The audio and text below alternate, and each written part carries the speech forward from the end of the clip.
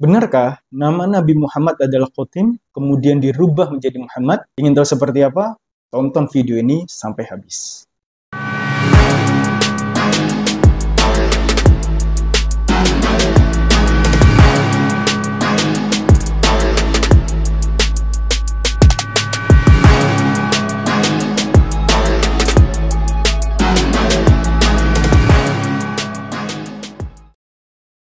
Assalamualaikum warahmatullahi wabarakatuh. Teman-teman sekalian, kembali lagi di channel Kata Alris, channel yang menyuguhkan berbagai macam informasi, edukasi, kajian-kajian Islam, dan tentunya mudah-mudahan konten-konten ini bisa memberikan dampak positif kepada teman-teman sekalian, kepada para penonton, dan doakan juga mudah-mudahan kami bisa istiqomah terus berjuang di jalan dakwah melalui video-video seperti ini.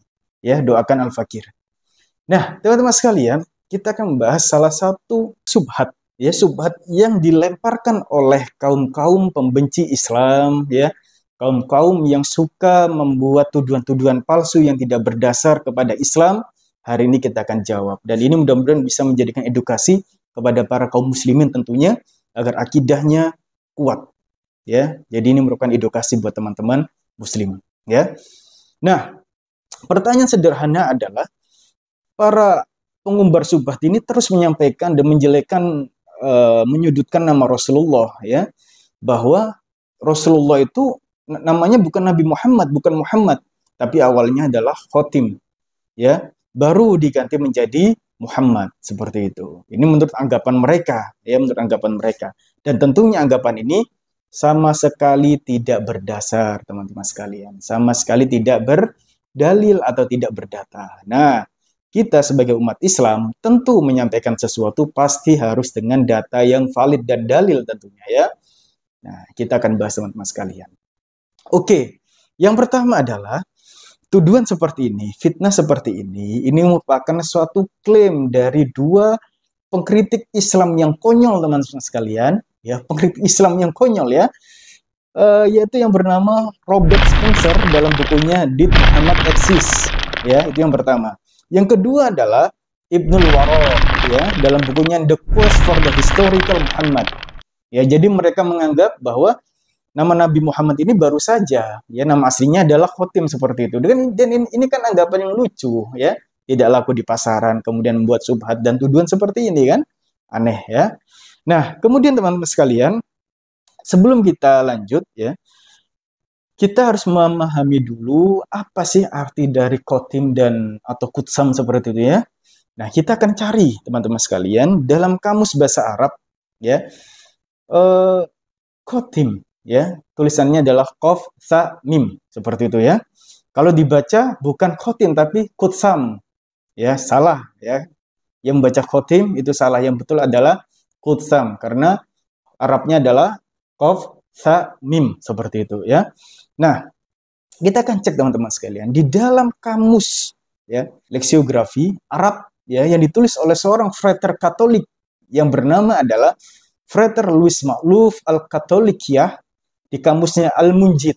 Apa sih arti dari Kutsam seperti itu, ya?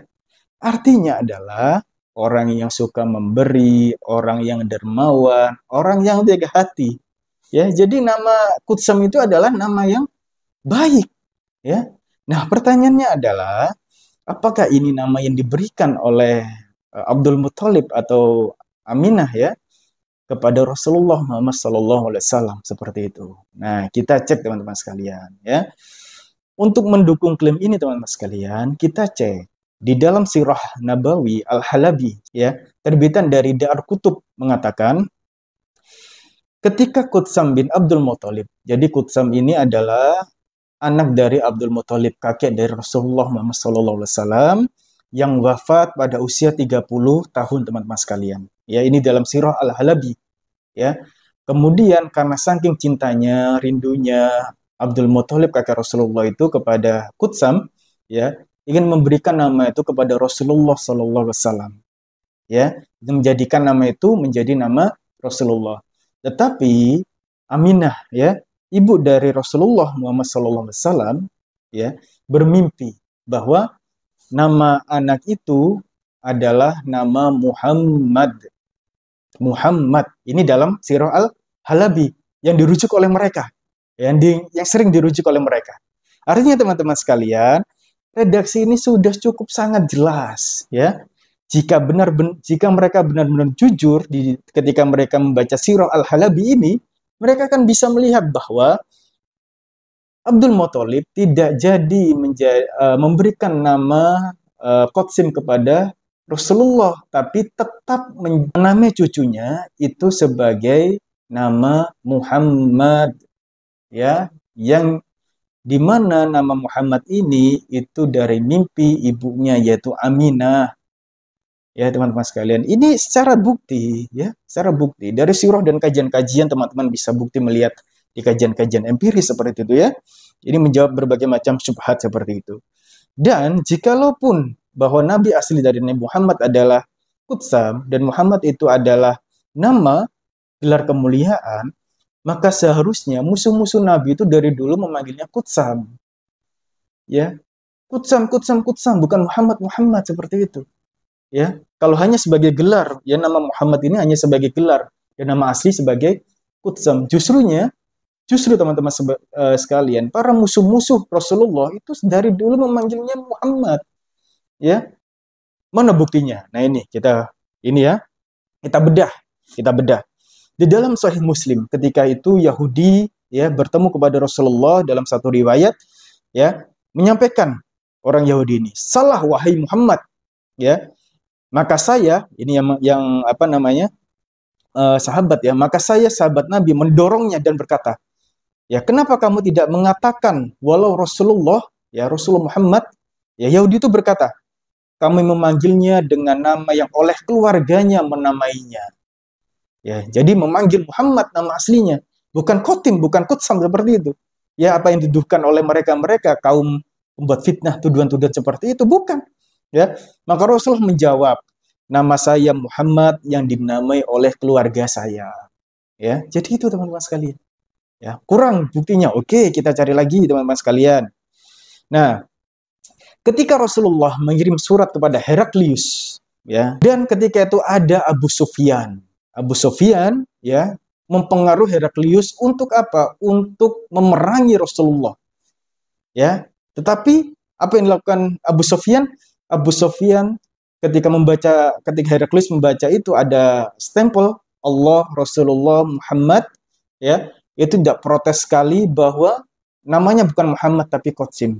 Nah, ini musuh Islam, Abu Sufyan. Kalaupun Abu Sufyan tidak terima, maka nyampe kepada Heraklius, namanya bukan Muhammad tapi Qasim. Harusnya seperti itu.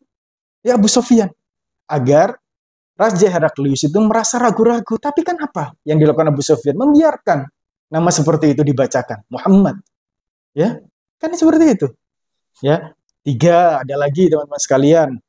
Ketika itu dalam riwayat juga, ketika riwayat yang sahih, ya, ketika Rasulullah kecil, ya, Rasulullah kecil ketika itu bermain dengan teman-temannya sebayanya, kemudian datangi para malaikat, dibelah dadanya, ya, kemudian anak-anak kecil itu berlari menemui Aminah, mengatakan, Muhammad telah dibunuh.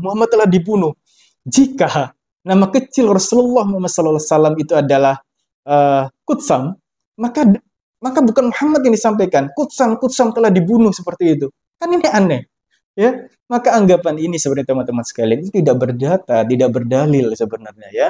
Jadi ini merupakan anggapan yang lucu. Mereka hanya berupaya bagaimana menjatuhkan nama Rasulullah, nama Muhammad, ya, menjatuhkan Islam, membuat para kaum muslimin ragu. Dan fitnah mereka itu sudah sering kali disampaikan, dilontarkan. Ya, jadi ini adalah fitnah-fitnah yang lalu lah, ya, fitnah yang lalu. Tapi ini merupakan satu edukasi buat teman-teman sekalian. Ketika ada pernyataan seperti ini, maka inilah jawabannya, seperti itu. Ya, kita sudah tarik paradigma tadi dari sejarahnya, dari mana sih asal fitnah ini berasal? Oh, ternyata dari karangan buku ini. Kemudian kita tarik lagi dari leksiografinya, dari kamus Katolik, bayangkan, ya, dari Frater Louis Makluf, ya, dari apa kitab Al-Munjid, ya, kamusnya seperti itu, ya. Kemudian yang seterusnya adalah bagaimana musuh-musuh Rasulullah tetap memanggil Muhammad, bukan Qutsam. Ya, ini teman-teman sekalian, ini sejarah, ini data, ya. Dan teman-teman sekalian, ya, Bagaimana bisa selama 60 tahun Rasulullah menyembunyikan nama Muhammad, ya? Selama 60 tahun Rasulullah menyembunyikan nama Qasim, ya, kemudian mengganti nama Muhammad. Kalaupun namanya adalah namanya Kutsam teman-teman sekalian, pasti sudah ada ribuan bertonton hadis yang menyampaikan bahwa nama Rasulullah adalah Kutsam bukan Muhammad. Nyatanya kan tidak. Artinya ini merupakan salah satu bentuk fitnah dan tuduhan-tuduhan tanpa dasar, tanpa dalil. Ya, maka ini menjadikan salah satu bumerang bagi mereka. Ternyata mereka hanya menyampaikan hanya sebatas asumsi saja, tidak berdasarkan historikal yang jelas. Ya, oh itu kan apa namanya dari bukti-bukti Islam. Ya, bagaimana dengan bukti non Islam? Oke, saya berikan. Nanti saya tampilkan di layar sini ya. Baik. Yang pertama, referensinya adalah teman-teman bisa melihat di sini, dan di bawah. Ya. Yang pertama adalah The Arab Conquest of the Syria yang bertanggal 637-an Masehi, catatan tertua yang ditulis oleh non-Muslim, diperkirakan 4 tahun selepas wafat Rasulullah. Ya.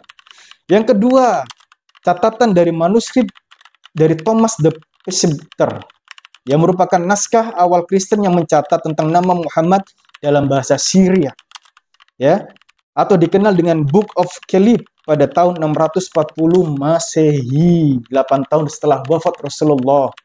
Ya, yang ketiga, ya, dari non-Muslim juga, Kronik Sebeos dari tahun 660-an Masehi.